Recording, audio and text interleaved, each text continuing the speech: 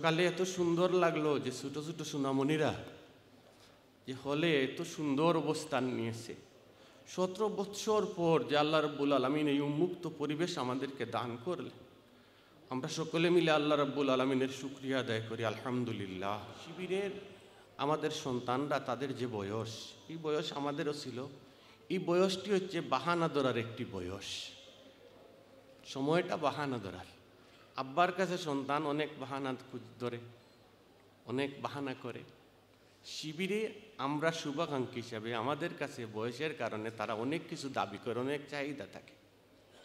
আমি আপনাদেরকে বিনীতভাবে অনুরোধ করব, তাদের এই চাহিদা, তাদের দাবি হয়তো সবগুলো আমরা পূরণ করতে পারবো না, কিন্তু তাদেরকে যদি আমরা একটু আদর করে কাছে নিতে পারি, তাদেরকে যদি ভালোবাসা দিয়ে কাছে নিতে পারি, সন্তানের মতো যদি তাদেরকে আমরা মনে করি, তাহলে দেখবেন আমাদের উপশাখা, আমাদের ওয়ার্ড, আমাদের জেলা, আমাদের মহানগর সবগুলা সুন্দর হয়ে যাবে, আমাদের প্রতিষ্ঠানগুলা।